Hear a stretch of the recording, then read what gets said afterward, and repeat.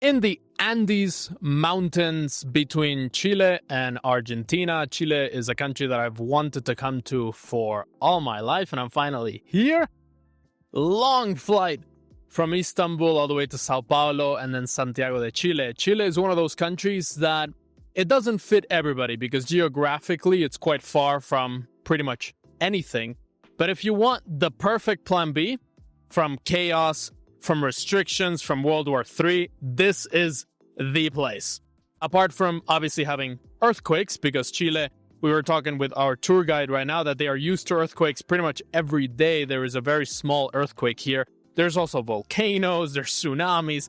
Apart from these geothermal events, Chile is one of those places that if you want to be left alone, and also if you want to bring money, because Chile does have, in the immigration side, a $500,000 investment visa. So if you buy property for $500,000 or if you invest $500,000 into a project or into a business, you get a 2-year permit. After those 2 years, you get another 3 years, and then you can get permanent residency and also citizenship.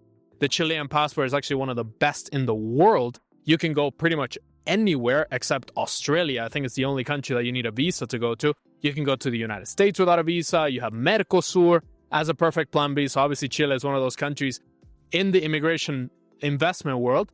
We look at Chile as sort of the perfect country to be left alone. The perfect country has an amazing passport, respected around the world. Crime is increasing, unfortunately, because of Venezuelans and people from other countries. A lot of illegal immigration has been happening in Chile as well. I've been studying it over the past couple of years. But to be honest, one of those countries where I'm very Europe-focused. I tend to spend a lot of time in Europe, so for me, it doesn't make that much sense. But if you're, for example, a Latin American-focused person, or if you really like Latin America, you like Argentina, but maybe Argentina is just too popular for you, Chile is one of those places that it might just be the perfect plan B for you. You can get a residency permit. The unfortunate thing is that in order to get citizenship and to get long-term residency, you have to be 6 months per year here. So it might be a little bit hard for you to make friends. It's also less popular, Santiago de Chile. In order to build a good social circle, like for example, Buenos Aires, I would say is a lot easier. Chile does provide a lot of more benefits if you want to be left alone with money. It's also safer. For example, we're staying at the Ritz-Carlton in Las Condes. Las Condes is definitely very safe. Like the feeling that you have walking around, it's a very developed area. There's security everywhere. It does feel a lot safer than a place like Mexico City, for example. A lot of people say, oh, Polanco in Mexico City is safe.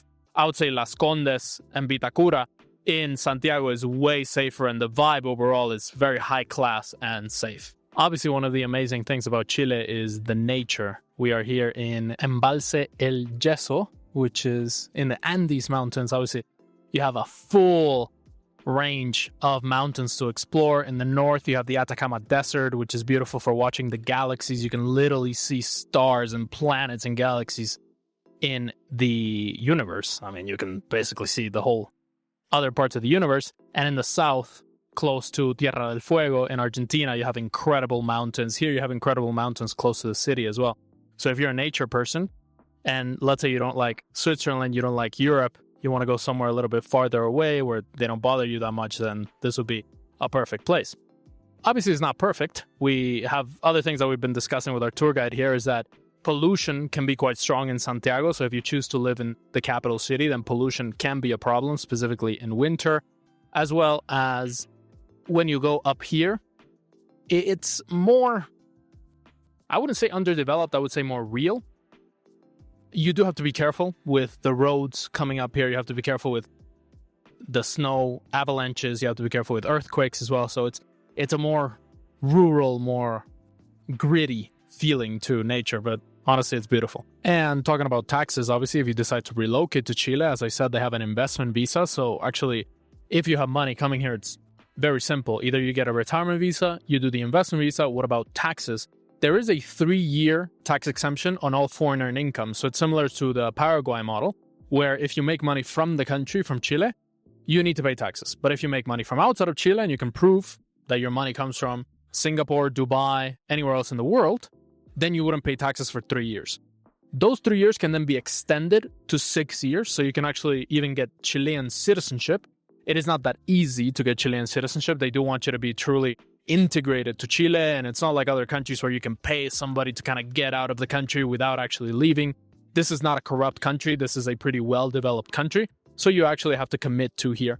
And you can, in theory, live here for 5 years, apply for citizenship. Let's say you get your passport in another year. And during those 6 years, you wouldn't be paying taxes on your foreign earned income if you get the extension on those initial 3 years. So you're essentially doing the same as similar to the Beckham law in Spain. But the Beckham law in Spain comes with a lot of problems, and they can investigate you later. The tax exemptions here, from what I've studied and what I've learned, are pretty solid. If you get the tax exemption, you get the tax exemption. If it's foreign source income, it's foreign source income. You're not going to get audited 6 years later, and then they're going to ask you to pay back taxes. So you essentially can get one of the top citizenships, passports in the world. Perfect plan for World War III. Perfect place that they can leave you alone if you want to get out of somewhere like the European Union.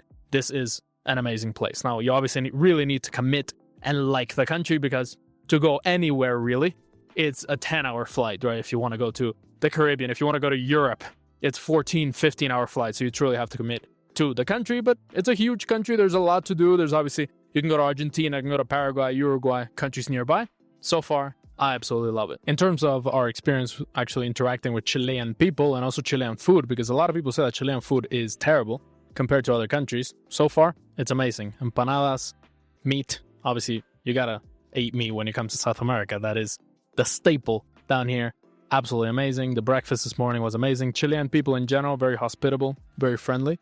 I would say it's one of those countries that if you want peace in your life in general, government that doesn't follow you around, foreign tax exemption, far from a lot of chaos, great people, decent sized population, beautiful nature to enjoy, plenty of space, I would say this is a perfect place. If you're looking for more of a paper residency that leads to citizenship, this is unfortunately not the place. Maybe they change it so that the investment visa doesn't require you to be here 6 months a year, but also they're very protective of their citizenship and their passport because it's such a good citizenship and such a good passport. So I don't think there's going to be some citizenship by exception or merit or fast track citizenship for now.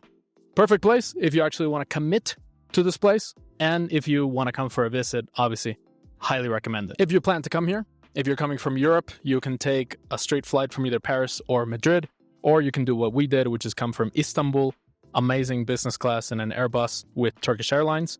Airport, very well developed, great immigration, although they put my nationality wrong because I came in on a Serbian passport. Serbians have 90 days visa free. Also, if you want to get Serbian citizenship, you can come to all these countries visa free. They put Poland because the woman didn't know what Serbia was, and it's the first time that she ever saw the Serbian passport, so that was kind of funny. Apart from that, everything was very straightforward, very smooth. And if you want to see other countries that I highly recommend for investment migration, less taxes, overall more freedom, check out this video right here on all the countries that we recommend for millionaires to move to. Check it right here.